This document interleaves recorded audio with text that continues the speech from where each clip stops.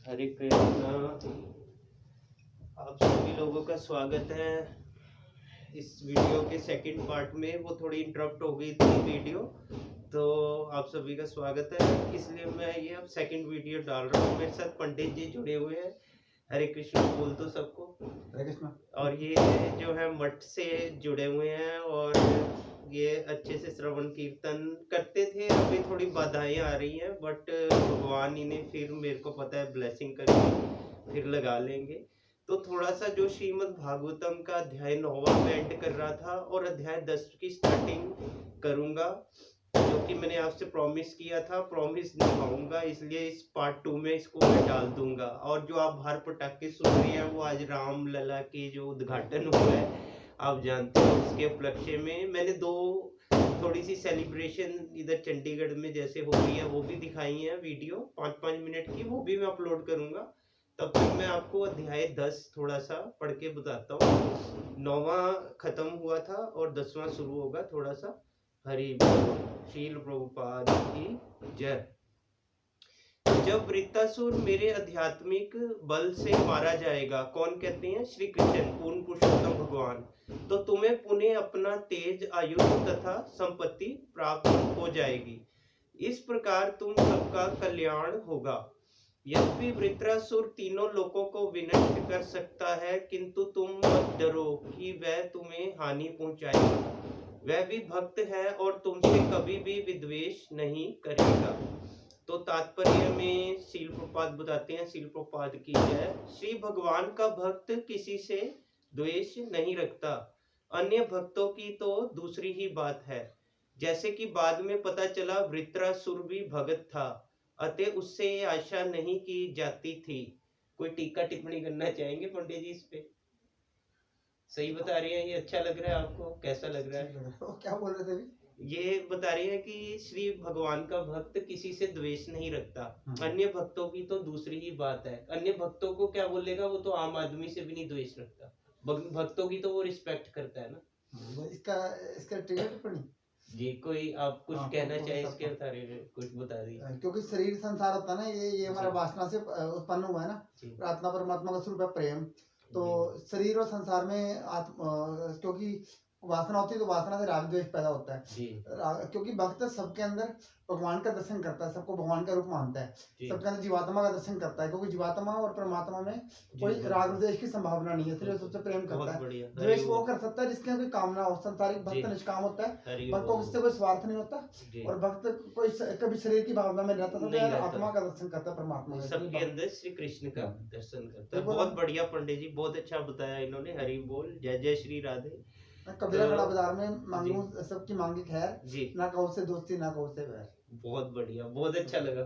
कबीरा मांगे, एक बार दोबारा बताइए। कबीरा खड़ा बाजार में सबकी मांगे खैर, ना कहो से दोस्ती ना कहो से वैर। ना कहो से दोस्ती ना कहो से वैर। आत्मा परमात्मा को प्रेम करता सबसे। जी देखिए पंडित जी के भी कितना अच्छा बताते हैं ये मठ वाले जो प्रभु जी है हमारे। विजय विश्वम्भर प्रभु जी है इनका नाम। तो मैं आगे पढ़ता हूँ थोड़ा। अतः उससे ये आशा नहीं की जाती कि वह देवताओं से द्वेष रखेगा, उल्टे वह स्वतः देवताओं का हित करना चाहेगा। कौन? वृत्रासुर, जो असुर था। तो भक्त सत कार्य के लिए अपने प्राणों की बाजी लगा देता है। चाणक्य पंडित ने कहा है, सन्निमिक्ते वरम त्यागो विनाशे नियते सति।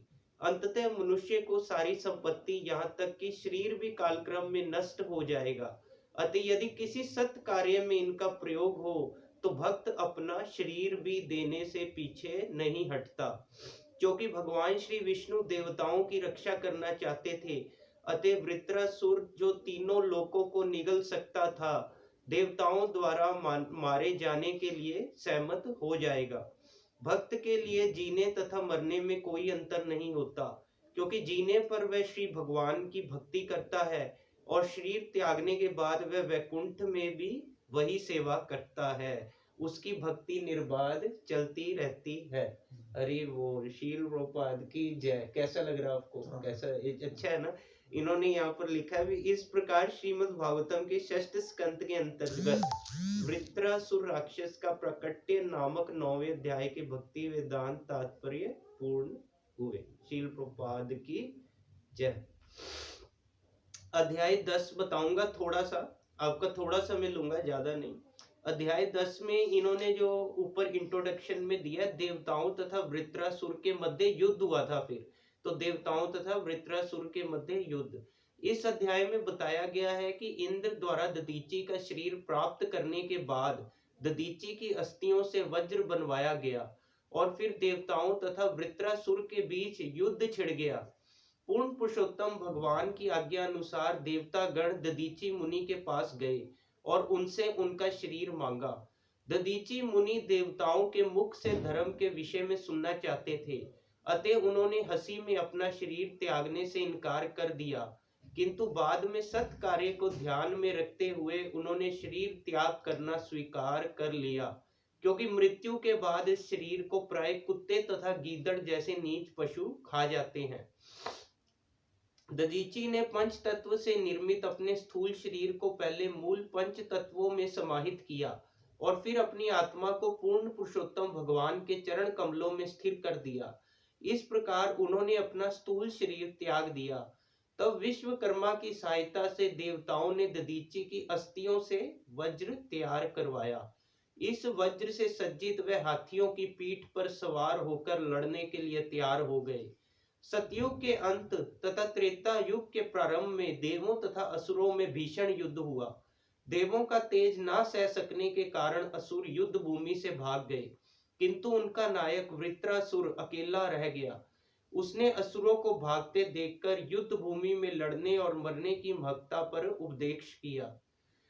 जो युद्ध में जीतता है उसे भौतिक संपत्ति प्राप्त होती है, किंतु युद्ध भूमि में प्राण गंवाने पर उसे तत्काल स्वर्गीय लोकों में वास मिलता है। दोनों ही प्रकार से योद्धा लाभ में रहता है। श्री प्रपाद की जय। श्री भद्रायणी उवाच इंद्रम एवं समादिश्य भगवान विश्व भावन पश्यताम अनिमेषाणाम तत्र एव अंतर्दर्दे हरि। शील सुखदेव गोस्वामी ने कहा, इस प्रकार इंद्र को आदेश देकर पूर्ण पुरुषोत्तम भगवान श्री हरि जो दृश्य जगत के कारण स्वरूप हैं, देवताओं के देखते देखते वहीं अंतर्धान हो गए। तथा अभियाचित देवे ऋषि अथर्वण महान मोदमान उवाच इदम प्रहसन इव भारत। हे राजा परीक्षित, श्री भगवान की आज्ञा अनुसार देवता गण अथर्वा के पुत्र दधीचि के पास पहुंचे। वे अत्यंत उदार थे और जब देवताओं ने उनसे शरीर देने के लिए प्रार्थना की तो वे तुरंत तैयार हो गए, किंतु उनसे धार्मिक उपदेश सुनने के उद्देश्य से वे हंसे और विनोद में इस प्रकार बोले। क्या बोले? अपि वृंदारका यूयम ना जानीत शरीरिणाम संस्थायाम ये तु अभिद्रो दुसह चेतन अप है। ये देवताओं, मृत्यु के समय तीक्ष्ण असह वेदना के कारण समस्त देहधारी जीवात्माओं की चेतना जाती रहती है। क्या तुम्हें इसे वेदना का पता नहीं है? जी विश्वनाम जीवानाम आत्मा प्रेष्ठ ईप्सित क उत्सेत तम दातुम भीक्षमाणाय विष्णवे। इस भौतिक जगत में प्रत्येक जीवात्मा को अपना शरीर अत्यंत प्रिय है। अपने शरीर को सदा बनाए रखने के संघर्ष में वह सभी प्रकार से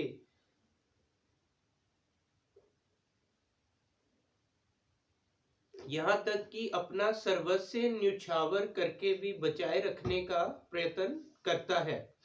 अतः ऐसा कौन होगा जो अपना शरीर किसी अन्य को दान देना चाहेगा, भले ही भगवान श्री विष्णु क्यों ना मांगे। क्यों पंडित जी, कोई देना चाहेगा शरीर का दान? प्रभु जी, कोई नहीं देना चाहता। तो तात्पर्य में बताया गया है, कहा गया है, आत्मानाम सर्वतो रक्षेत ततो धर्मम तु धनम। मनुष्य को सब प्रकार से अपने शरीर की रक्षा करनी चाहिए। जब वह अपने धर्म की और उनके बाद अपने धन की रक्षा करे। पहले तो बता रहे हैं जी श्रीमद् भागवतम में कि शरीर की रक्षा कीजिए, तभी आप धर्म की रक्षा कर पाएंगे, और उसके बाद आपको तीसरे किसकी चीज की रक्षा करनी है? अपने धन की। तो यही समस्त जीवात्माओं की कामना होती है। तो ये भागवतम नहीं कह रही, भागवतम ये बताना चाह रही है कि जीवात्माओं की क्या कामना होती है। उनकी कामना होती है, पहले मैं शरीर की रक्षा करूंगा, फिर धर्म की, फिर अपने धन की।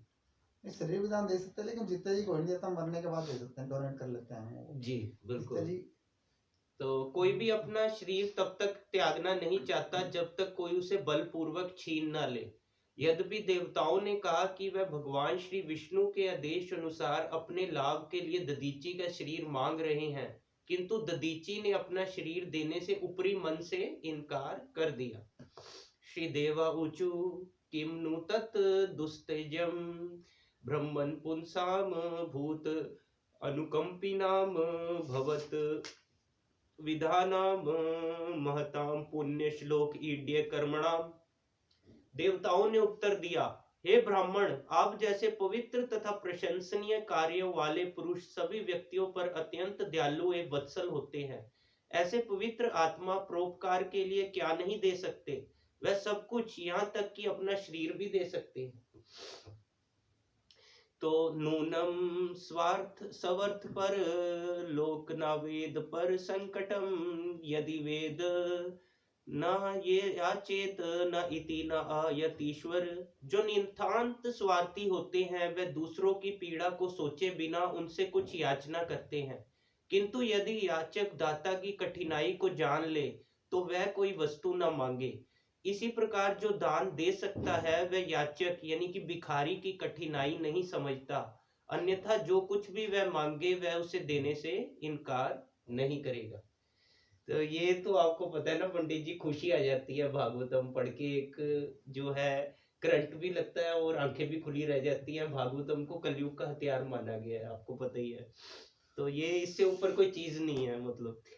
तो यही मैं सबको, ऑडियंस को, प्रभु लोगों को भी यही बताता हूँ भी ये it is very necessary for you to have some knowledge so that you can be contentful, blissful, successful in your life and then you can share with other people because sharing is caring so that they also get happy and contentful, है ना। तो इस श्लोक में दो प्रकार के लोगों का वर्णन है, एक वह जो दान देते हैं और दूसरे वह जो मांगते हैं। भिक्षुक को चाहिए कि वह संकटग्रस्त मनुष्य से दान ना मांगे, इसी प्रकार जो दान दे सकता है उसे चाहिए कि वह भिक्षुक को इनकार ना करे। ये शास्त्र के नैतिक उपदेश हैं। चाणक्य पंडित का कहना है, सन्निमिते वरम त्यागो विनाशे नियते सति। इस भौतिक संसार की प्रत्येक वस्तु नष्ट हो जाएगी, अतः प्रत्येक वस्तु का उपयोग सत् कार्य के लिए कर लेना चाहिए। यदि कोई ज्ञान में उन्नत है तो उसे सत् कार्य के लिए कुछ भी न्योछावर करने के लिए तत्पर रहना चाहिए। इस समय संपूर्ण विश्व ईश्वर विहीन सभ्यता के दौर में रहने से भयानक परिस्थिति में है। कैसे हैं आजकल के लोग? एथीस्ट, ईश्वर विहीन, मतलब कि zero God civilisation, they don't believe in God, that's why they are in difficulty, है ना। और भरे भयानक परिस्थिति मीन्स डेंजरस सिचुएशन में। तो कृष्ण भावना अमृत आंदोलन को ऐसे अनेक विद्वान, कृष्ण भावना अमृत आंदोलन mean Hare Krishna people, ISKCON, international society for Krishna consciousness. Krishna भावना अमृत आंदोलन को ऐसे अनेक विद्वान पुरुषों की आवश्यकता है जो ईश्वर की चेतना यानी कि भक्ति को संपूर्ण जगत में पुनर्जीवित करने के लिए आत्म बलिदान कर सके। अतः वह हम समस्त विद्वान पुरुषों तथा स्त्रियों को इस कृष्ण भावना अमृत आंदोलन में सम्मिलित होने एवं मानव समाज में भगवत भावना को पुनर्जीवित करने हेतु आत्म बलिदान करने के लिए आमंत्रित करते हैं। श्रील प्रभुपाद की जय। Very powerful speech. Srila Prabhupada जो लिखते हैं ना, इतना पावरफुल है, मतलब इंसान मुर्दा भी जी उठे, इतनी क्रांति आ जाती है इनको पढ़ के। तो गुरुदेव जैसा तो कोई हो ही नहीं सकता, है ना। तो ये तो कृष्णा के रिप्रेजेंटेटिव भी हैं। तो जैसे मैं आपको बता चुका हूँ ना, गुरु परंपरा में आप जाएंगे, फिर चैतन्य महाप्रभु 22वें नंबर पे आए, जिसमें नारद, ब्रह्मा, जो श्री कृष्ण ने हृदय में ज्ञान प्रकट किया ब्रह्मा के, फिर नारद, फिर व्यास, फिर मध्वाचार्य, फिर पद्मनाभ, फिर नरहरि। इसी तरह 22वें नंबर पे श्री चैतन्य महाप्रभु आए। फिर उन्होंने कहा मेरा सेनापति आएगा फ्यूचर में, जो कि 32वें नंबर पे अभय चरणारविंद स्वामी श्रील प्रभुपाद आए, जो जिन्हें की भक्ति वेदांत की उपाधि मिली। तो श्री ऋषिर उवाच, आगे बताते हैं, धर्मम व श्रोतु कामेन यूयम मे प्रति उद्धार्यता एष व प्रियम आत्मानं त्यजंतम संत्यजामि अहम। महर्षि दधीचि ने कहा, मैंने तुम लोगों से धर्म की बातें सुनने के लिए ही तुम्हारे मांगने पर अपना शरीर देने से इनकार कर दिया था। अब यद्यपि मुझे अपना शरीर अत्यंत प्रिय है, तो भी तुम लोगों के कल्याण के लिए मैं इसको छोड़ दूंगा, क्योंकि मैं जानता हूं कि ये आज नहीं तो कल अवश्य मुझे छोड़ देगा।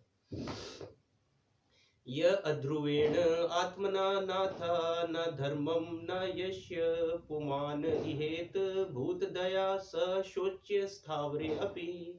हे देवों, जो ना तो दुखी मानवता पर दया दिखाता है और न धार्मिक नियमों या अक्षुण कीर्ति के महान कार्यों के लिए अपने नश्वर शरीर की बलि कर सकता है, वह निश्चय ही स्थावर जीवों तक के द्वारा धिक्कारा जाता है।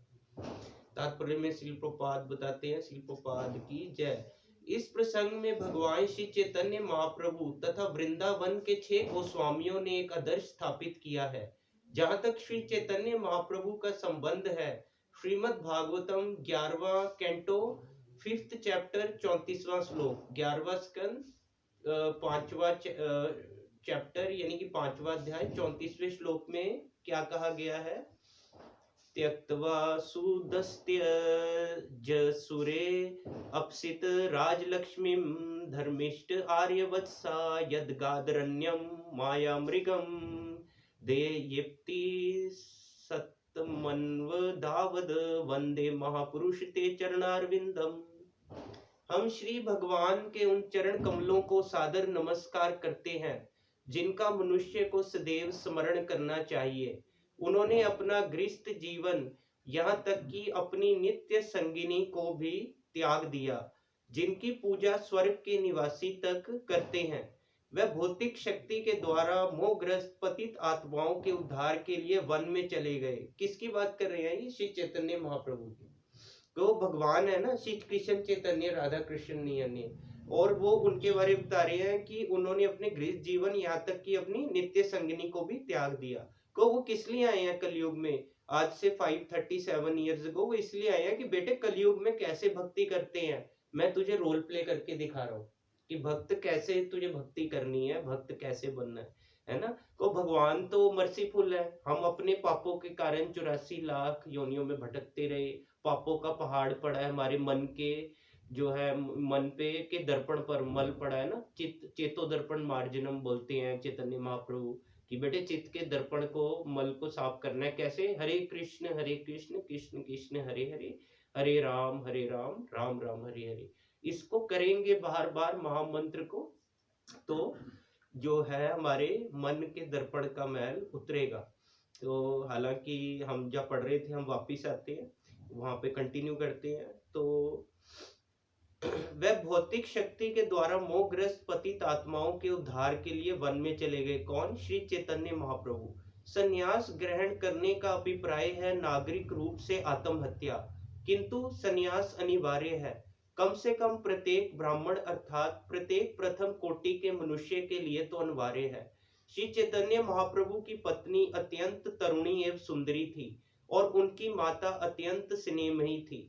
उनके परिवार के सदस्यों का व्यवहार इतना मधुर था कि देवता भी ऐसे घरेलू सुख की कल्पना नहीं कर सकते थे।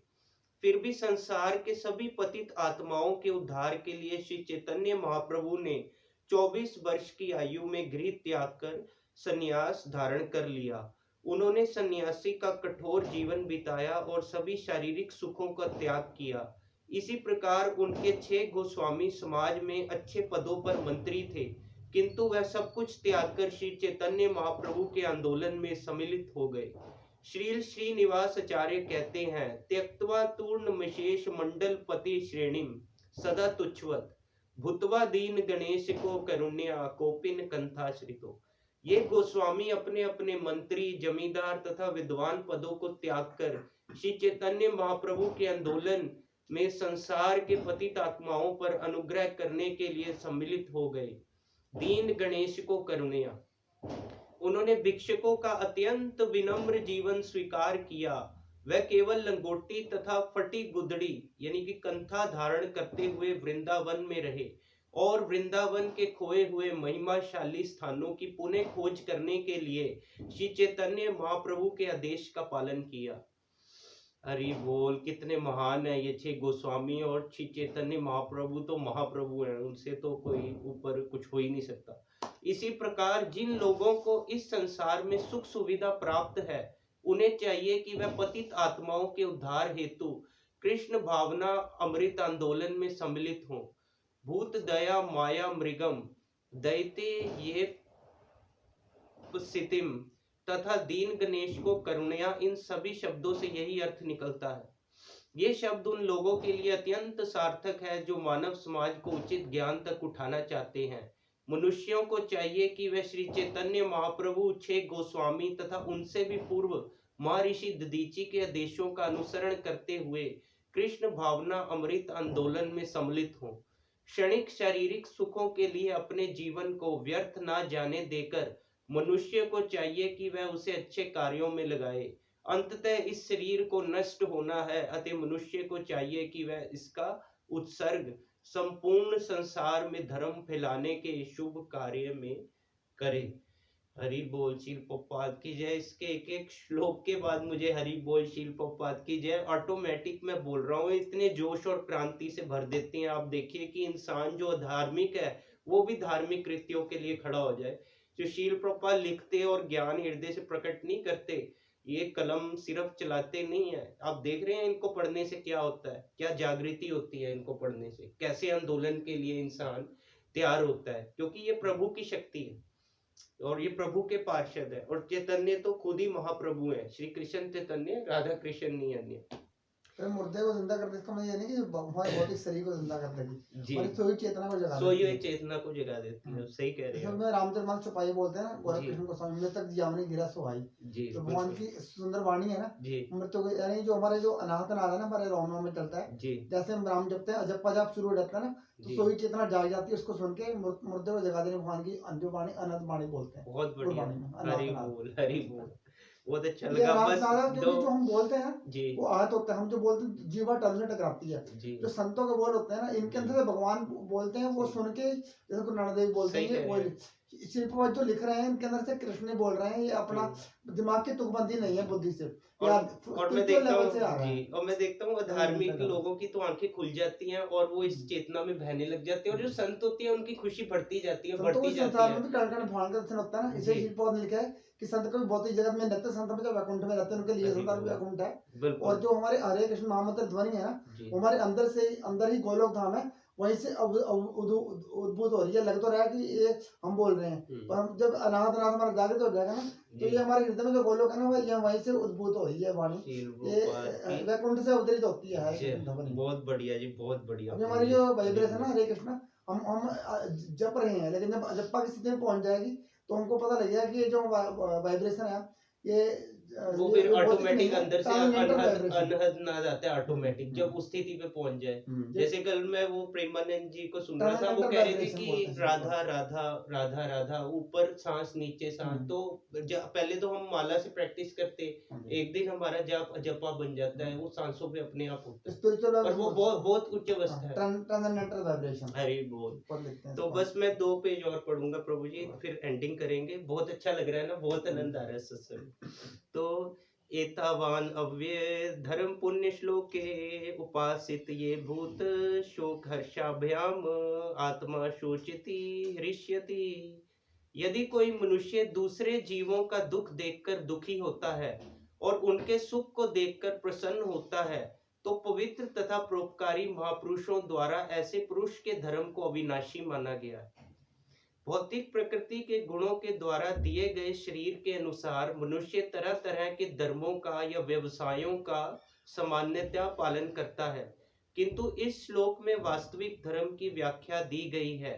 प्रत्येक मनुष्य को चाहिए कि वह दूसरों के दुख से दुखी और दूसरों के सुख से सुखी हो।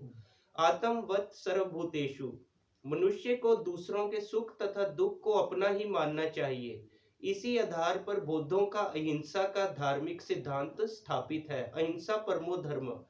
जब कोई हमें सताता है तो हमें पीड़ा पहुंचती है, अतः हमें अन्य प्राणियों को नहीं सताना चाहिए। कितना अच्छा लिखा हुआ है जी, कितना ये अनादि बज रहा है जो शील प्रभुपाद का, मुझे ऐसे लग रहा है प्रभु जी। तो भगवान बुद्ध का ये मतलब ये हम बोल नहीं रहा है, ऐसे लग रहा है शील प्रभुपाद बोल रहे हैं, उनका जो वो लिखा श्लोक है। है ना, और जो सेवा अध्याय का श्लोक है जी ना, वास्तविक योगी वह है जो अपनी तुलना के अनुसार दूसरों की उनके सुख तथा दुख में वास्तविक समानता दर्शन करता है। जी यानी जी बिल्कुल। जैसे अपने सुख में बंदा सुखी है, दूसरे के सुख को देख के जल रहा है, जी और अपने सुख दुख में दुखी है, दूसरे के दुख के देख के मजाक उड़ा रहा है उसकी, ये नहीं होना चाहिए। ये नहीं अगर होना अब जैसे चाहिए अपनी सुख की फीलिंग करते हैं, जी। दूसरे के सुख में वैसे सुखी, जैसे वो अपने दुख में साधु दुखी। आदमी है, हाँ, वो वो साधु साधु आदमी है, वो आत्मवत सर्वभूतेषु। आत्मवत अच्छे जी। सर्वभूतेषु। तो हमें अन्य प्राणियों को नहीं सताना चाहिए। भगवान बुद्ध का देह वृथा पशु हत्या को बंद कराना था, इसलिए उन्होंने उपदेश दिया कि अहिंसा ही सर्वोपरि धर्म है। एक और कोई पशुओं का वध करता रहे और दूसरी ओर धार्मिक कलाए, ऐसा संभव नहीं है। ये सबसे बड़ी धूर्तता है।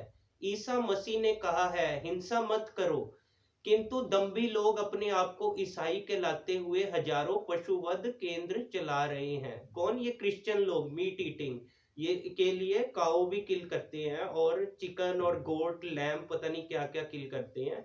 तो आर दे, प्रभुपाद इस पे सवाल उठाते हैं, are they real Christian, are they following what Jesus said, है ना। तो इस श्लोक में ऐसे दंभ की निंदा की गई है। मनुष्यों को दूसरों को प्रसन्न देखकर प्रसन्न होना चाहिए और दुखी देखकर दुखी होना चाहिए। इसी नियम का पालन होना चाहिए। दुर्भाग्यवश इस समय तथाकथित परोपकारी तथा मानववादी लोग बेचारे पशुओं के प्राण लेकर संपूर्ण मानवता के सुख का समर्थन कर रहे हैं। इस श्लोक में इसकी संस्तुति नहीं की गई है। इस श्लोक में यह स्पष्ट कहा गया है कि मनुष्य को सभी जीवों के प्रति दयालु होना चाहिए, चाहे मनुष्य हो, पशु या वृक्ष। ये सभी जीवात्मा पूर्ण पुरुषोत्तम भगवान की संतानें हैं।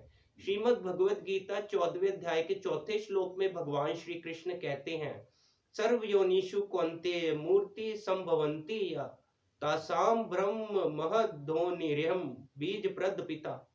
हे कुंती पुत्र, ये समझ लेना चाहिए कि सभी प्रकार की योनियां इस भौतिक प्रकृति में जन्म लेने के कारण ही संभव होती हैं, और मैं बीज प्रदान करने वाला पिता हूँ। कौन? भगवान श्री कृष्ण साक्षात रूप से श्रीमद् भगवद गीता में अर्जुन को, महाराज को ये उपदेश दे रहे हैं। तो इन जीवात्माओं के विभिन्न रूप, उनकी भारी वेशभूषाएं हैं।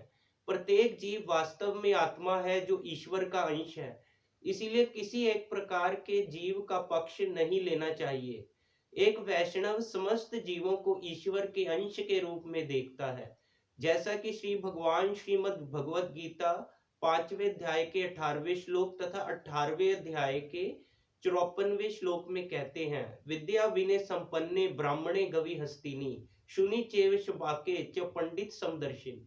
यथार्थ ज्ञानी पुरुष विनम्र विद्या विनय युक्त ब्राह्मण गाय हाथी कुत्ते और चंडाल को समान दृष्टि से देखता है। ब्रह्मभूत प्रसन्नात्मा न शोचती न कांक्षति सम सर्वेषु भूतेषु मद भक्ति लभते पराम। दिव्य अतव प्राप्त पुरुष को तत्काल परम ब्रह्म की अनुभूति होती है और वह पूर्णतः प्रसन्न हो जाता है। वह ना तो शोक करता है और न किसी वस्तु की इच्छा करता है। वह सभी प्राणियों में संभाव रखता है। इस अवस्था में वह मुझ में शुद्ध भक्ति प्राप्त करता है।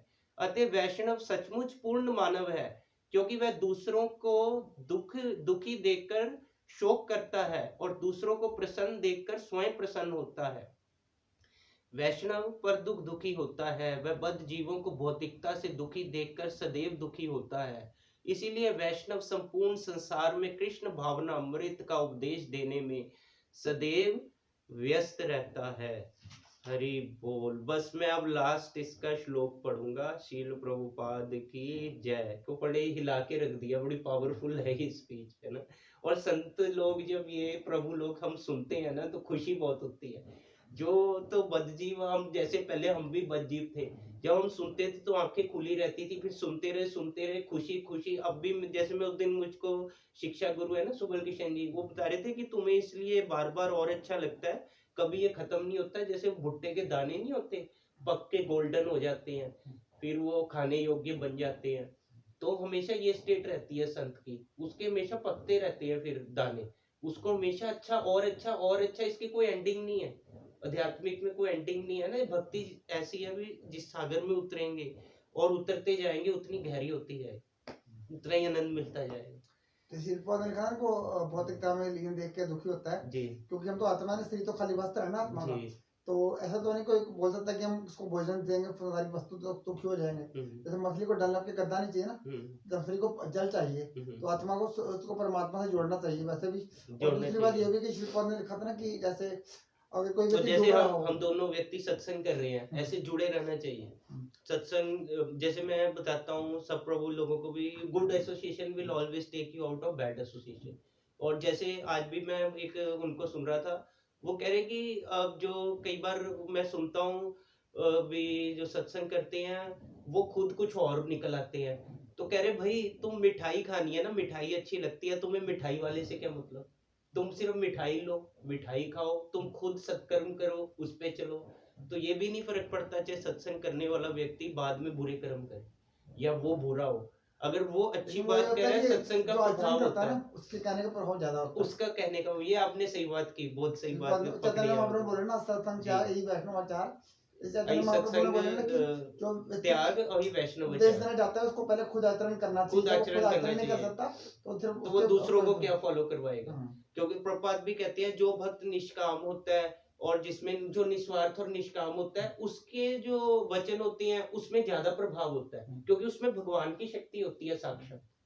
हरि और बोल, शिल्पा ने हरि लिखा था बोल। ना कि जैसे कोई व्यक्ति डूब रहा हो, आज तो धन्य हो गया ऐसे लग रहा है उसको हम सत्संग। हाँ जी, उसको हम बचाने के लिए उसके कपड़ों को बचाएं तो कपड़े दे, कपड़े दो तो कपड़े और भी आ जी, सकते हैं। वो ऐसे ही शरीर की अगर हम ध्यान रखते हैं कि इतनी दुखी है, जी उसके शरीर के दुखों को दूर कर दिया जाए लेकिन आत्मा भवसागर में फंसी रहे जी, तो अंदर फिर से उसको- उसकी चेतना नहीं अगर जागी तो उसका कोई फायदा नहीं। क्योंकि आत्मा तो दुखी रहेगी ना, क्योंकि भौतिक जी संसार में अगर कुछ सांसारिक वस्तु दे दी शरीर सुखी हो जाएगा, लेकिन आत्मा जी का कष्ट बिना भगवान से मिले सुख नहीं हो मिलेगा। सकता। हरि बोल, बहुत अच्छा लगा पंडित जी।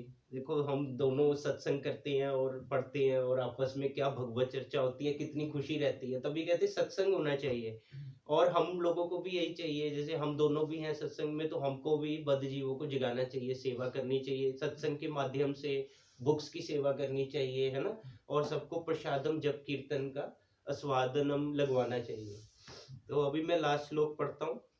अहो दैन्यम अहो कष्टम पारक्य क्षणभंगुरे यत न उपकर्यात अश्व अर्थे मरते सव ज्ञाति विग्रहे। ये शरीर जिसे मृत्यु के पश्चात कुत्ते तथा गीदड़ खा जाएंगे मेरे अपने किसी काम का नहीं है। ये कुछ काल तक ही काम आने वाला है और किसी भी क्षण नष्ट हो सकता है। ये शरीर तथा इसके सभी कुटुंबी तथा संपत्ति परोपकार में लगने चाहिए, अन्यथा वह सब दुख एवं विपत्ति के कारण बनेंगे। श्रीमद् भागवतम 10वां स्कंद 22वां अध्याय 35वें श्लोक में अन्यत्र ऐसा ही उपदेश दिया गया है। एतावज जन्म साफल्यम देहि नाम ही देहिषु प्राण अर्थे दिया वाच श्रेय आचरण सदा। ये प्रत्येक जीव का धर्म है कि अपने जीवन धन बुद्धि तथा वाणी से दूसरों के हित के लिए शुभ कार्य करे। ये जीवन का ध्येय है। अपना शरीर तथा अपने मित्रों एवं परिजनों के शरीर तथा अपनी संपत्ति एवं जो कुछ भी हो वह सारा परोपकार में लगा देना चाहिए। श्री चैतन्य महाप्रभु का यही जीवन कार्य है। श्री चैतन्य चरिता अमृत आदि लीला में 9वां अध्याय के 41वें श्लोक में कहा गया है, भारत भूमि ते हेल मनुष्य जन्म यार, जन्म सार्थक करी कर परोपकार। जिसने इस भारत भूमि में मनुष्य के रूप में जन्म लिया है उसे चाहिए कि वह अपने जीवन को सफल बनाए और दूसरों के हित के लिए कार्य करे। उपकुर्यात शब्द का अर्थ है पर उपकार अर्थात दूसरों की सहायता करना। निसंदेह मानव समाज में ऐसी अनेक संस्थाएं हैं जो दूसरों की सहायता करती हैं, किंतु परोपकारी समाज सेवी ये नहीं जानते कि दूसरों की सहायता किस प्रकार की जाए, अतः उनकी समाज सेवा की लालसा प्रभावशाली नहीं होती। वह जीवन के परम उद्देश्य श्रेय आचरण को नहीं जानते जो परमेश्वर को प्रसन्न करना है। यदि समग्र समाज सेवी तथा मानवतावादी गतिविधियां जीवन के उद्देश्य को प्राप्त करने पूर्ण पुरुषोत्तम भगवान को प्रसन्न करने की ओर निर्देशित हों तब वह पूर्ण होंगी। भगवान श्री कृष्ण के बिना कोई भी मानवतावादी कार्य व्यर्थ है। भगवान श्री कृष्ण को प्रत्येक गतिविधि का केंद्र बनाना होगा, अन्यथा किसी भी गतिविधि का कोई मूल्य नहीं है। हरे कृष्णा कृष्ण कृष्ण हरे हरे, हरे राम राम राम हरे हरे। शील प्रभुपाद की उसको श्लोक जय। है ना, वो यज्ञ अर्थ कर्मवन्त जी। लोकयम कर्म बंधन तदर्थम कर्म कौनते मुख संग समात्रा। हरि बोल। जिसे देखो नमः श्लोक। अभी यहाँ एंड करते हैं, पंडित जी दोबारा आएंगे मेरे साथ, सत्संग हम किया 18 बजे करेंगे के 46 इकट्ठे। श्लोक में बोला है। बहुत अच्छा लगा, आप सभी का बहुत बहुत मोहन थैंक अर्जुन को यू। बोल रहा कि मैं तुमको वो जी। उपाय बताऊंगा कि जीवात्मा किस प्रकार अपने सारे कर्मों को मुझसे जोड़ के अपने कर्मों को भक्ति बना सकता है, जी। मुझे प्रसन्न कर सकता है, सिर्फ कर्मों द्वारा मुझे प्राप्त कर सकता है। जी। वो कर्मयोग शुद्ध भक्ति योग बन जाता है। जी। 18 बजे के 46 श्लोक में बताया। ठीक है प्रभु जी, ऑन बस दिस गुड चलो। नोट ऑफ पंडित जी, आप सभी को मेरा जय श्री राम, हरे कृष्णा प्रभु जी, शील प्रभुपाद की जय।